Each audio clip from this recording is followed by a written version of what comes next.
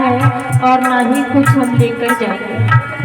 अगर भक्ति करनी है तो आपको एक दास भाव बनाना होगा।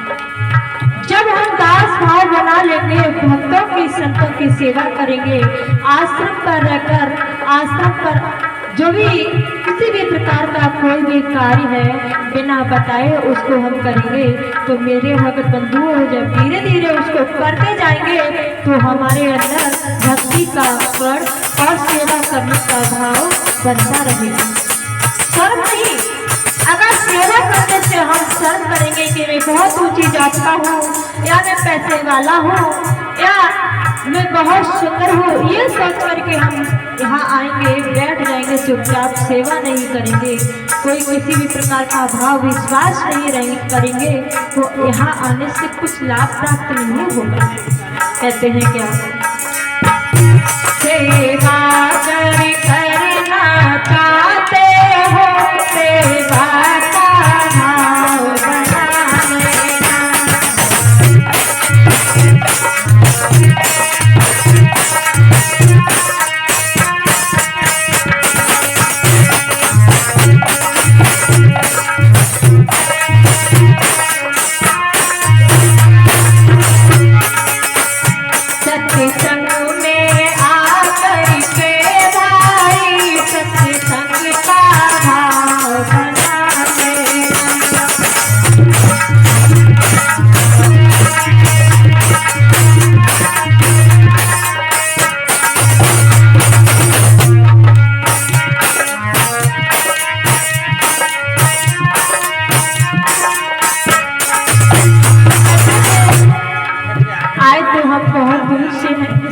सुनने के लिए, लेकिन देखते हैं तो कोई उधर गौशाला की तरफ बैठा हुआ है, कोई इधर मतलब ये सोचते रहते हैं कि अभी नहीं थोड़ी देर बाद। नहीं, आप इतना देश कीमती समय निकाल करके इतनी दूर से आए हैं कि मैं सत्संग सुनने के लिए जा रहा हूँ, तो चाहे 12 बजे से प्रोग्राम तो शुरू हो ही जाता है, लेकिन फिर भी जितनी टाइम आप यहाँ रुको, सत्संग हो रहा है तब भी और नहीं हो रहा है तब भी अपना टाइम व्यर्थ में मत गवाओ।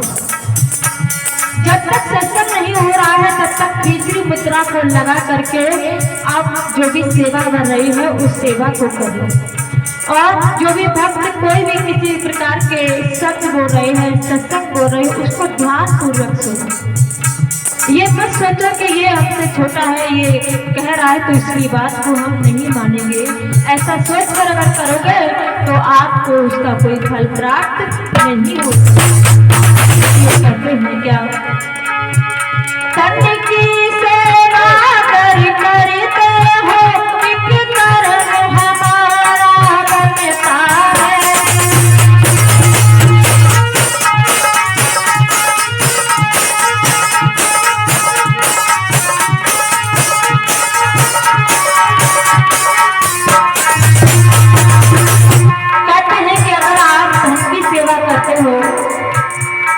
सेवा तन और मन और धन से की जाती है। अगर आप धन की सेवा करते हो तो धन आपके खाते में लिख दिया जाएगा कि आपने फलाने आश्रम पर इतनी धन की सेवा की है। वो धन आपके खाते में लिख दिया जाएगा, कहाँ? इस बैंक बैलेंस में नहीं, जहाँ जब तुम उस प्रभु के यहाँ से यहाँ इस धरती पर आपने अपने कदमों को रखा था, तैसे ही आपके खाते में आपका नाम लिख दिया गया था। उस खाते में जो भी आप इस संसार में किसी सत्संग में जो भी दान पुण्य करोगे, कहीं इस संसार में जो भी आप सत्संग सुनोगे, कथा भागवत सुनोगे, वो सब कुछ आपके खाते में लिख दिया जाएगा। जो दान आप धन का कर रहे हो वो आपके खाते में, चाहे 1 रुपया का करो, चाहे 10 का करो, या 1000 या 10,000 जो भी करो, वो आपके खाते में लिख दिया जाएगा। वो निष्फल नहीं जा सकता है। कहते हैं क्या,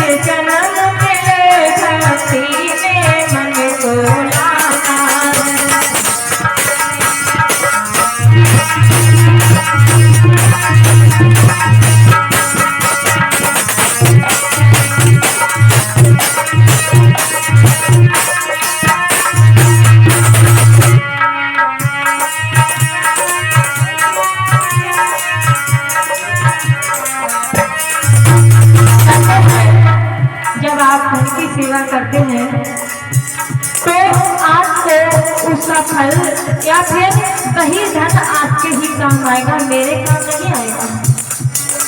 जब आपने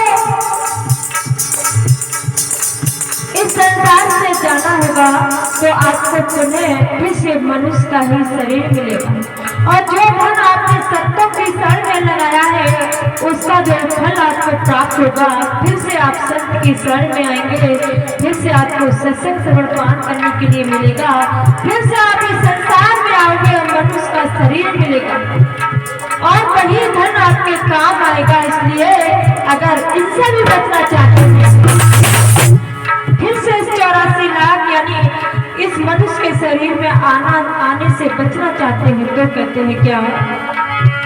तन की सेवा मन की सेवा यह भजन भाव लाती है।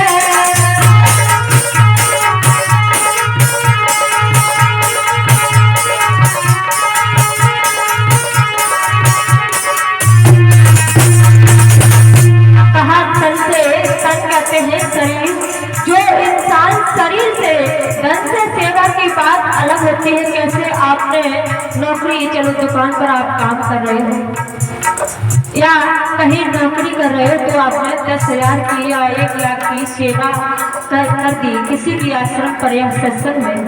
उस सेवा को आपने उस धार्मिक स्थान पर लगा दिया।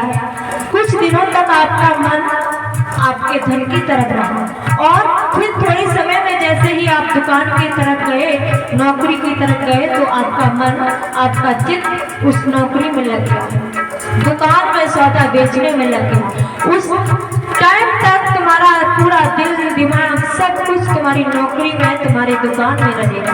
बाकी उसके बाद जब शाम हुई तब आपको याद आएगा कि मैंने इतना धन उस स्थान पर लगाया है, इससे मुझको मनुष्य का शरीर मिल सकता है।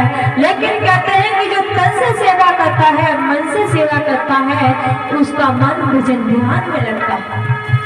जो तन और मन से सेवा नहीं करता है उसका मन भजन ध्यान में नहीं लग सकता है।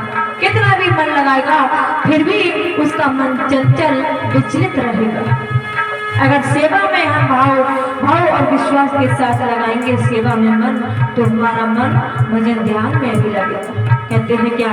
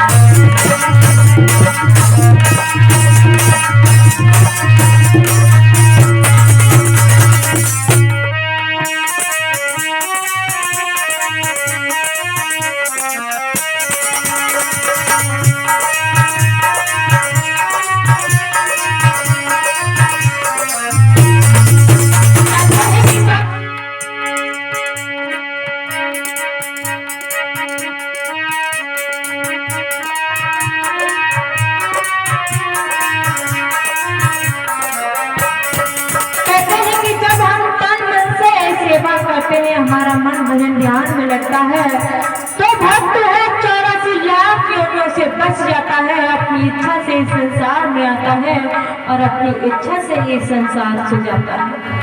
84 लाख योनियों से पार हो जाता है, उसे काल नहीं ले जा सकता है, वो अपनी इच्छा से ही आना जाना सीख लेता है। इसलिए कहते हैं भक्ति करना चाहते हो सेवा का भाव बना लेना।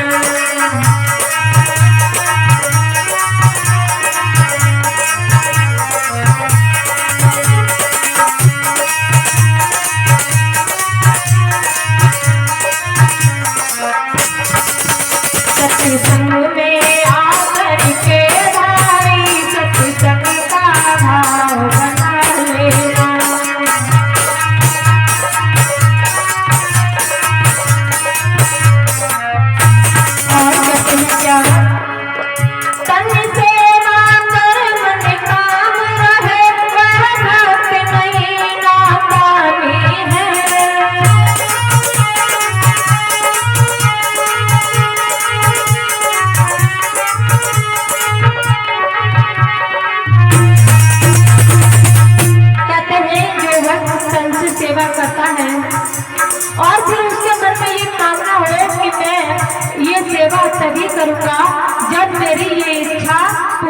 जाएगी तब। अगर ये मेरे मन में भावना है और अगर ये इच्छा पूरी नहीं हुई तो मैं सेवा नहीं करूँगा। मन फुला करके, मुंह फुला करके इधर उधर बैठ जाना, गुस्सा हो जाना, कोई भी किसी भी प्रकार का काम नहीं करना, ये क्या होता है? वह भक्त नहीं, कामी भक्त है। क्यों? उसकी वह अपने मन के हिसाब से चल रहा है कि जो उसका मन कह रहा है, उसकी जो संसार की इच्छाएं हैं वो पूरी नहीं हो रही है, इसलिए वो सेवा में मन नहीं लगा पा रहा।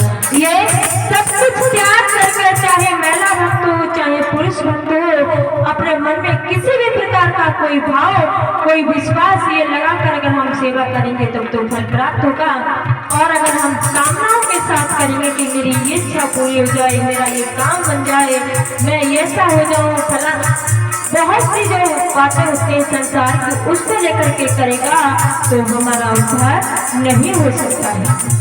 आएंगे 84 लाख योनियों में बार बार आएंगे, बार बार मुझे मनुष्य का शरीर मिलेगा, फिर से हम शरीर छोड़कर चले जाएंगे, फिर 84 लाख योनियों में आएंगे, लेकिन मुझे मोक्ष और मुक्ति का जो साधन है, जो रास्ता है, वो प्राप्त नहीं हो सकता। कहते हैं क्या?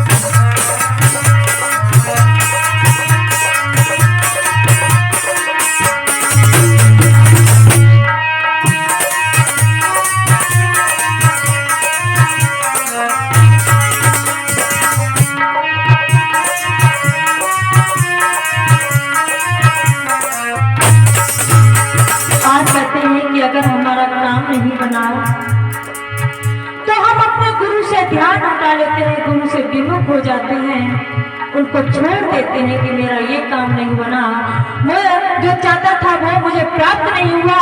अगर ऐसा सोच करके मैं संतों की सेवा करता हूँ, आश्रम की सेवा करता हूँ, दान पुण्य करता हूँ, तो ये हम अपने कर्मों को, संस्कारों को बना रहे और बिगाड़ रहे हैं।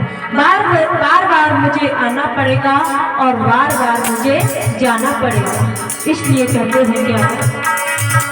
भक्ति करना चाहते हो, सेवा का भाव बना लेना।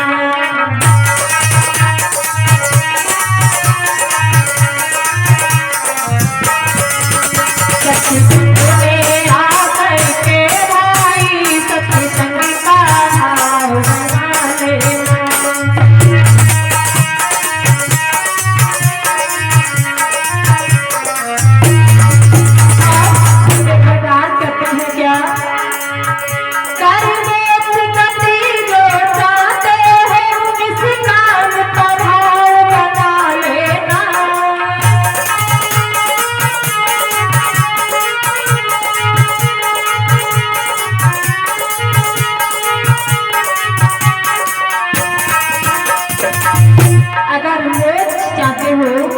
मोक्ष और मुक्ति मिल जाए तो आप अपने घर पर जो काम कर रहे हो उसको करो, कोई बात नहीं। लेकिन अगर आप आश्रम पर आ रहे हो, बुद्ध भगवान की सेवा कर रहे हो, सत्संग सुन रहे हो, पूजा कर रहे हो, भजन कर रहे हो, ध्यान कर रहे हो, तो किसी भी प्रकार की कोई भी कामना को लेकर के मत करो। अगर ये कामना लेकर के करोगे तो बार बार आओगे, बार बार चले जाओगे। और अगर ये कामना सब निष्काम भाव से, कोई भी किसी भी प्रकार की कोई इच्छा ना रख करके हम भजन ध्यान करें, सेवा करें, पूजा पाठ करें, ध्यान करें, आश्रम पर आए, तो मेरे भगत बंधु हमें मोक्ष और मुक्ति प्राप्त हो जाएगी। अगर इन सभी से अपना मुखड़ा मोड़ दें, किसी भी प्रकार का कोई लोभ नहीं, कोई कामना नहीं, कोई इच्छा नहीं है, इन सब से त्याग करके अगर आप सेवा करते हो तभी आपको वह मोक्ष गति प्राप्त हो सकती है, मोक्ष को प्राप्त हो सकते हो। अगर मोह को त्याग दोगे तो जो माया में तुम्हारा मोह लगा हुआ है, घर परिवार में मोह लगा हुआ है, इससे आपको कभी कोई लाभ कोई प्राप्ति नहीं हो सकती। इसलिए कहते हैं क्या,